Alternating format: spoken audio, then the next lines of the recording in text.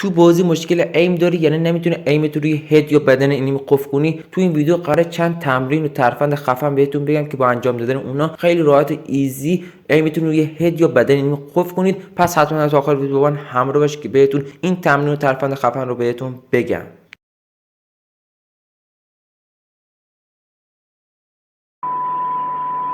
های گیز برای چطورید؟ امیدوارم حالتون خوب باشه. من فوارد هستم. خوش اومدید به یه ویدیو دیگه. خب دوستان تو این ویدیو قراره بهتون بگم چطوری میتونید توی بازی پابجی موبایل ایمتون روی انیمی قفل کنید. حالا یعنی چی ایمتون رو قفل کنید؟ یعنی مثلا تو درگیری نزدیک هستید، تو فایت های نزدیک هستید با انیمی و شما ایمتون فقط روی بدن انیمی نیست، فقط بدن انیمی رو نمیزنید، مثلا دارید این ور اون ور انیمی رو میزنید و این خیلی بده تمام تیراتون هدر میره و یه انیمی کم حرفه‌ای تر بشه خیلی راحت شما رو میزنه و میفرسته لابی. پس شما باید الان کار کنید که فقط بدن انیمی رو بزنید و الان میخوام چند ترفند و تمرین بهتون بگم که با انجام اینا بتونید ایمتون رو روی بدن انیمی قفل کنید یا هد انیمی. پس حتما تا آخر ویدیو با من همراه باش و لطفا اگر ویدیو خوش اومد لطفا کانال سابسکرایب کنید، زنگ کارشم بزنید، یه کامنت انگلیسی هم بذارید تا صوتتون نپره. خیلی چیز خیلی دمتون گرم. بدونش معطلی بریم سراغ ادامه ویدیو.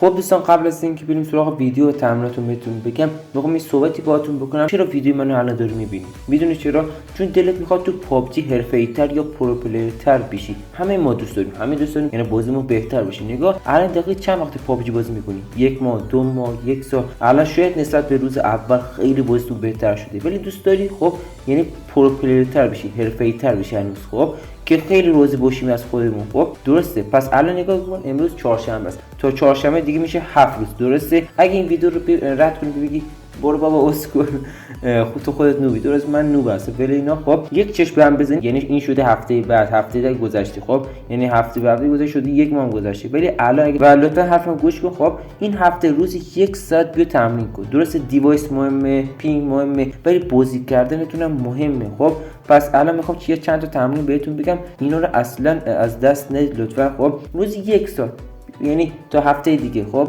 روزی 1 ساعت بیاید تمرین کنید. اگه دوست داری پابجی واسط مهمه، دلت میخواد حرفه‌ای‌تر بشید. خب تمرین اول مثلا بیاید خب اینجا یک برچسب بزنید اینجا. مثلا حالا من برچسبم مرغه رو زدم و شما اینجا بیسید مقابل این. تمرین اول خیلی راحت، روزی 1 ساعت شاید کمتر، یعنی دیگه چیز سختی نیست. مقابل بیستید و ایمتون رو بگید روی این برچسب بشینید بخوابید، یعنی ایستاده نشسته خوابیده. همه تمرین کنید تا ایمتون قوی بشه. یعنی وقتی انیمی اومد جلوتون خب شما اون ایمتون رو قشنگ روی انیمی قفل کنید مقابل انیمی، یعنی دی ایمتون نره سمت چپ سمت راست اصلا این ور اون ور بره. خیلی راحت اینو رو تمرین کنید ایستاده. بعد با پیک تمرین کنید، اینو با اسکوپ تمرین کنید، هر چی دلتون میخواد. الان تمرینات دیگه بهتون میگم.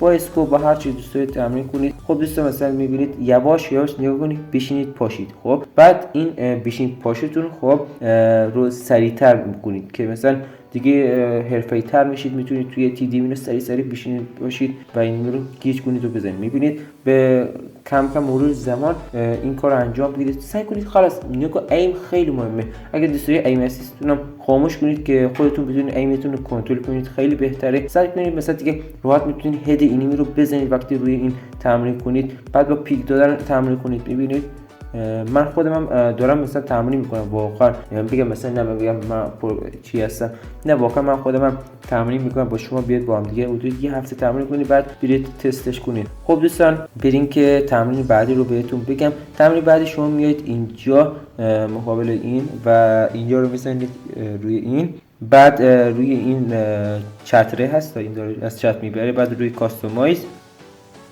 بعد اینجا دوستان نگاه بالا که هیچی. بعد شما اینجا اسپید پایینشو میاری تقریبا الان بهتون نشون میدم تا اینجا میاری. حالا دلتون خواست بیشتر برید که مثلا سرعتش بالاتر باشه. وقتی دیگه هم دست نمیزنیم و آره این باشه استارت رو بزنید و میریم اینجا. خب الان اینجا رو اگه بهتون نشون بدم اینجا نگاه کنید تا این رسید شما با این حرکت کنید. بیاید مثلا این میبینید در یعنی فکر کنید اینمی در هر حرکتی و شما باش بیاید و بتونید ایمتون رو کنترل کنید. من خودم زیاد روی این تمرین نکردم، میخوام دیگه کم تمرین کنم. نشستی اینجوری تمرین کنید. میبینید با این کاور که هست جلوتون این حرکت کنید. فکر کنید یه انیمیه و شما اون ایمتون از انیمی مثلا سعی کنید روی هدش بگیرید، هد این کاور بگیرید و قشنگ خیلی ترفنده. یعنی تمرین خوبیه، واقعا تمرین خیلی خفنیه و شما ببینید من روی هدش گرفتم. همینجوری چند روز تمرین کنید راحت میتونید این میتونه قفل کنید توی اینیمی. بعد یواش یواش همین بشین پاشو رو که اونجا بهتون گفتم تمرینشو اینجا انجام بدید. میبینید